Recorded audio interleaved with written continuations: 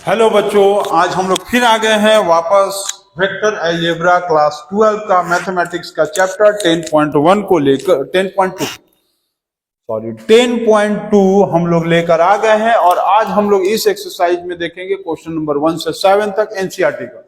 जैसा कि मैंने बताया था कि मैथ्स में पार्ट बाय पार्ट आपको 5 6 या 8 क्वेश्चन करके सॉल्व करवाया जाएगा। तो आप लोग रेडी हो जाइए और एनसीईआरटी का 10.2 क्वेश्चन नंबर 1 से 7 देखने के लिए रेडी हो जाइए। तो हम लोग निकाल लेते हैं 10.2 चैप्टर्स का मैथ का एनसीईआरटी का बुक। और जैसा कि कहा गया था आपको एनसीईआरटी सॉल्व कराया जाएगा। कहां गया 10.2 आ गया। ये आपके सामने आ गया है 10.2 क्वेश्चन। और ये आपको आप अपने बुक को भी निकाल लीजिए और यहां से देखते भी जाइए, सॉल्व भी करते जाइए। तो हम लोग आज सॉल्व करेंगे वेक्टर अलजेब्रा बिना समय को बर्बाद किए। कौन सा चैप्टर स्टार्ट करेंगे? Vector algebra. We will start as vector algebra exercise 10.2 NCERT. और आज का हम लोगों का क्वेश्चन होगा 1 से लेके 7 तक। तो चलिए फर्स्ट नंबर क्वेश्चन हम लोग पढ़ते हैं और क्या दिया है उसको देखते हैं। First number question, compute the magnitude of the following vectors. आपको वेक्टर्स का मैग्नीट्यूड निकालना है। जैसे कि ए वेक्टर का दिया हुआ है, A vector is equal to I cap plus J cap plus K cap. इसका मैग्नीट्यूड निकालने के लिए हम आपको क्या बताए थे?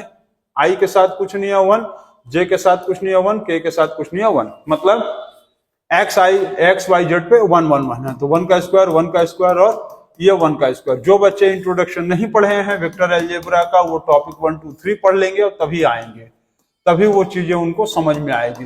√3 यूनिट्स। ठीक, चलिए बी वेक्टर का मैग्नीट्यूड निकालते हैं।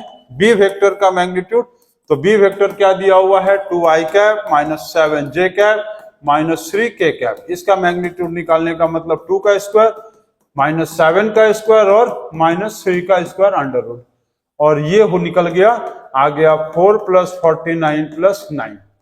ये हो गया आपका, ये 18 और 2 50, कितना हो गया? 58 और 62। तो √62 यूनिट्स आ गया ये। अब निकाला जाए सी का मैग्नीट्यूड। तो इतना नोट कर लीजिए। और थोड़ा सा हम लोगों को क्वेश्चंस को क्योंकि छोटा करना पड़ेगा, क्योंकि हम लोगों को क्वेश्चंस भी सॉल्व करना है। तो आप सभी बच्चों से ये रिक्वेस्ट है हमारा कि आप लोग एनसीईआरटी की बुक को निकाल लीजिए।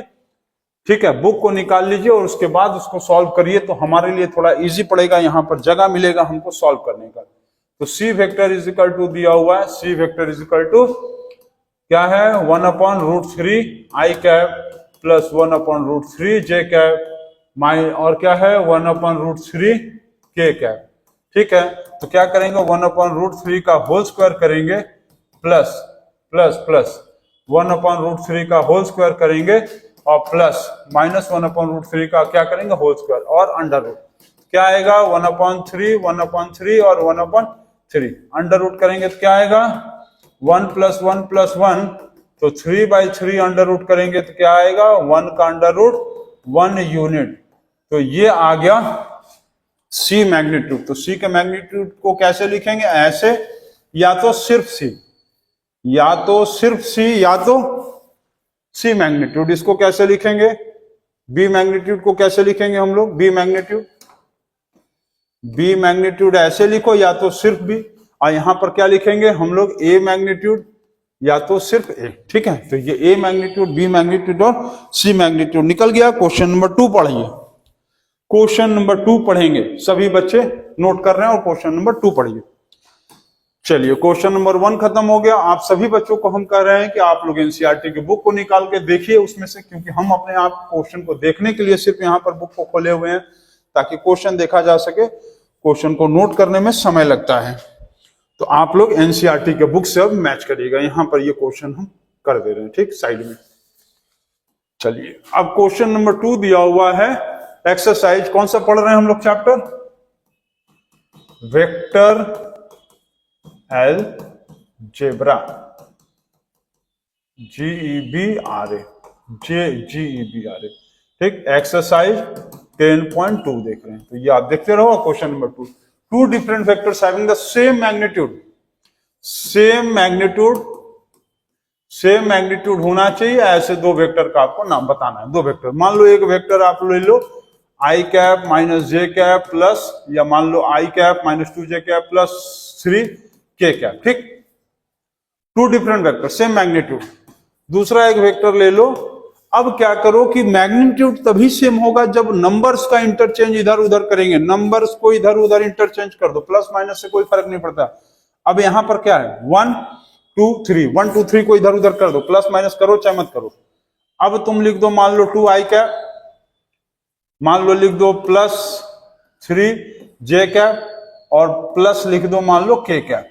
तो ये हो गया जो पूछा है, two different vectors same magnitude का। तुम इसका मैग्नीट्यूड निकाल के देख लो, आप इसका मैग्नीट्यूड निकाल के देख लो।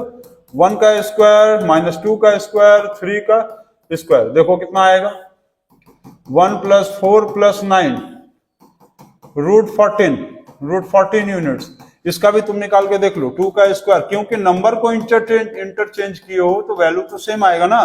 तो 4 plus 9 plus 1 is equal to 14 units आ गया।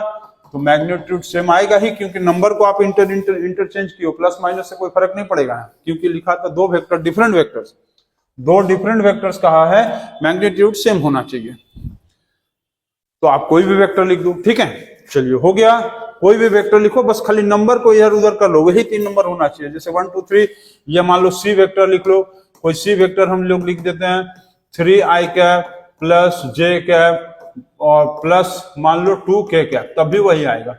अब क्या किए 1 2 3 वही नंबर है, प्लस माइनस से कोई फर्क तो पड़ेगा नहीं। तो ये हो गया क्वेश्चन नंबर 2। क्वेश्चन नंबर 3 देखा जाए अब।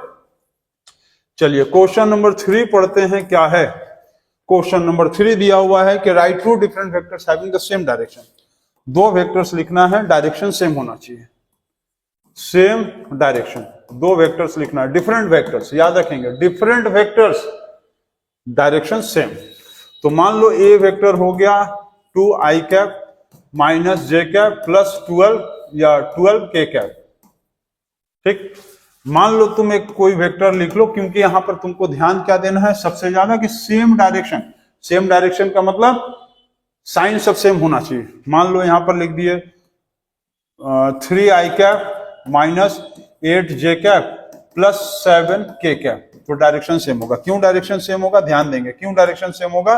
Plus minus plus, plus minus plus, यहां भी तुम किए plus minus plus, plus minus plus ही किए हो, ठीक है, प्लस माइनस प्लस कर दिए, तो ये तो डायरेक्शन सेम हो गया। आपको मैग्नीट्यूड तो कहा नहीं, डायरेक्शन सेम कहा है। कोई तुम सी वेक्टर लिख दो, मान लो कोई भी दूसरा एक सी वेक्टर लिख दो, ऐसे लिख दो, मान लो i cap minus j cap plus K cap, तब भी हो जाएगा। क्यों, क्योंकि फिर वही साइन प्लस माइनस प्लस, तो आपको डायरेक्शन में सिर्फ साइन देखना था। ठीक, तो क्वेश्चन नंबर ये आपका 3 कंप्लीट हो गया। अब क्वेश्चन नंबर 4 पे आते हैं। क्वेश्चन नंबर 4 हम लोग पढ़ते हैं। क्वेश्चन नंबर 4 सभी बच्चे पढ़िए। तो ये हो गया। आज हम बार बार कह रहे हैं कि जो भी बच्चे जो है वेक्टर्स नहीं समझ में आ रहा, आप पहले इंट्रोडक्शंस पढ़ के ये आओ। आप सभी बच्चों को रिक्वेस्ट है कि आप पहले इंट्रोडक्शन टॉपिक 1 2 3 पढ़िए और उसके बाद यहां पर आके सॉल्व करिए। देखिए सारे क्वेश्चंस का धुआं उड़ जाएगा। Question number 4, find the values of X and Y such that the vectors are equal. ये दिया है कि 2 I cap plus 3 J cap and X I cap plus Y J cap लिखा है कि आर इक्वल। ये इक्वल कैसे होगा, जब दो वेक्टर इक्वल होता है तो हमको उसको इक्वल का वैल्यू के साथ दिखा देना होगा।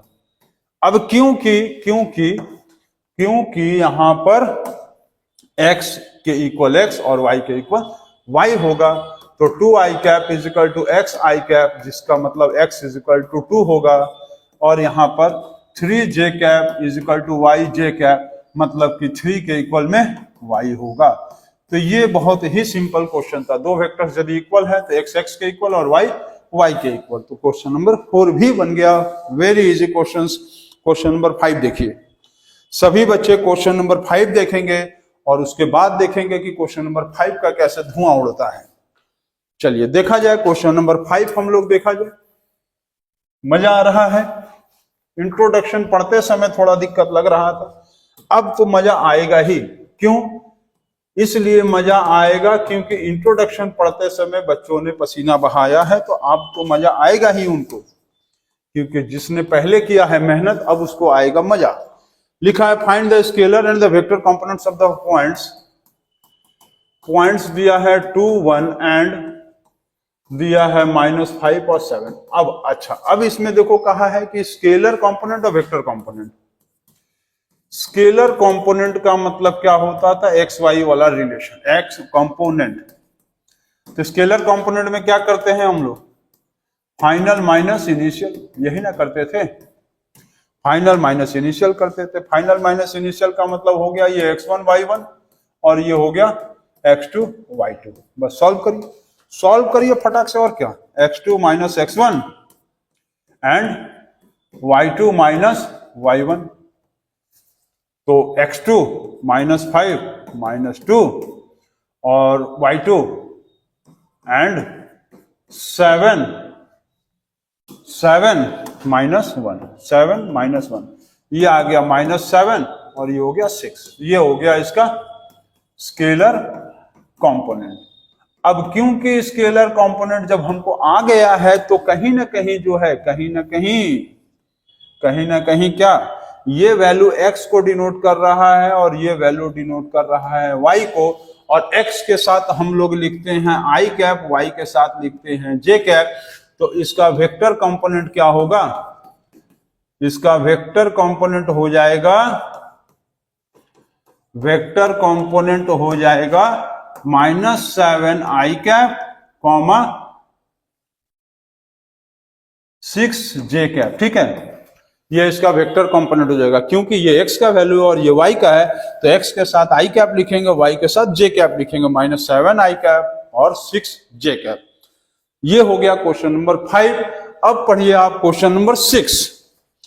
क्वेश्चन नंबर 6 पढ़ेंगे, छोटे छोटे पार्ट में पार्ट पढ़ेंगे, एक साथ में ढेर सारे क्वेश्चंस के बजाय एक बार में 7-8 क्वेश्चंस करके बनाएंगे ना, तो इंटरेस्ट बना रहेगा, नहीं तो वीडियोस बहुत लंबा हो जाता है और बच्चे भी बोर हो जाते हैं। चलिए question number 5 complete.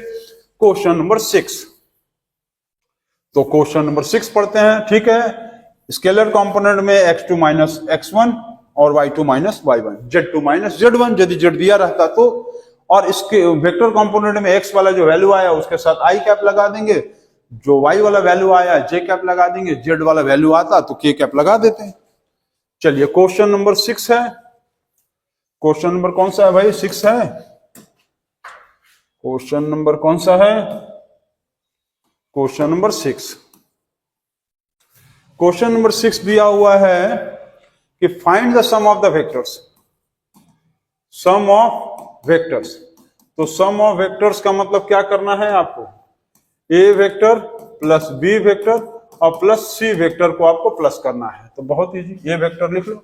a vector का वैल्यू क्या दिया है, i cap -2 j cap plus k cap. आप सभी बच्चों से हम फिर बार बार कह रहे हैं कि आप बुक में से आप क्वेश्चन को मिला लो, क्योंकि हम अपने क्वेश्चंस को मतलब देखने के लिए यहां पर छोटे से क्वेश्चंस को बुक को निकाल चुके हैं।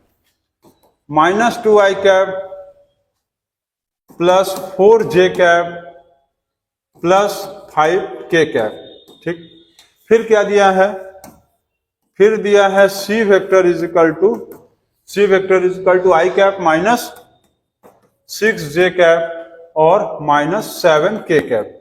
अब क्योंकि आपको कहा है सम करना है प्लस, तो प्लस कर देते हैं हम लोग। चलो प्लस करते हैं, प्लस किया जाए तो 1 और ये 1 2 और -2 0 i कैप, 1 और 1 2 -2 0, -6 -2 -8 और +4 -4 j कैप, -2 -6 -8 +4 -4 j कैप।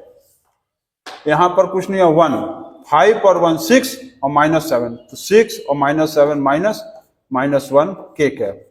तो ये जो सम आया इसका क्या आया, a vector plus b vector plus c vector, a vector plus b vector plus c vector is equal to -4 j cap और -k कैप। तो ये वैल्यू आया a plus b plus c का वैल्यू। ठीक है, माइनस आ रहा है value. ठीक है, चलिए -4 j कैप और -k कैप। अब हम लोग पढ़ते हैं इस टॉपिक का लास्ट क्वेश्चन नंबर 7, इसके बाद फिर देखा जाएगा। चलिए क्वेश्चन नंबर 7 देखा जाए। नोट कर लेंगे सभी बच्चे, नोट कर लिए? चलिए, very good. Question number 7, easy questions, concept clear, then the questions are very easy. जिन बच्चों का कॉन्सेप्ट क्लियर है, इंट्रोडक्शन टॉपिक्स को अच्छे से समझ में आए हैं, उनको तो ये क्वेश्चन समझ लो एकदम हलवा। Question number 7, find the unit vector. A vector दिया हुआ है, ए वेक्टर दिया हुआ है आपका I cap plus J cap और प्लस 2k कैप। आपको कहा है यूनिट वेक्टर, तो यूनिट वेक्टर हम लोग कैसे निकालते हैं? ए कैप, इसको क्या पढ़ते हैं? A cap. और इसका फॉर्मूला क्या होता है यूनिट वेक्टर का, ए कैप का? A vector divided by magnitude of vector. हम फिर बता रहे हैं, एक चीज ध्यान देंगे कि मैग्नीट्यूड को वेक्टर के, किसी भी वेक्टर के मैग्नीट्यूड को हम लोग, ए वेक्टर का मैग्नीट्यूड है तो चाहे ऐसे डिनोट करो सिंबल से, चाहे ऐसे लिखो और ऐसे लिखो। ऐसे यदि लिख दिए तो गलत, क्योंकि ये वेक्टर है, मैग्नीट्यूड नहीं है। ये दोनों मैग्नीट्यूड है और ये मैग्नीट्यूड क्या है? वेक्टर है। ठीक है, तो ये चीज ध्यान देना। अब चलो सॉल्व किया जाए, तो इसको याद रखना। अब सॉल्व करते हैं।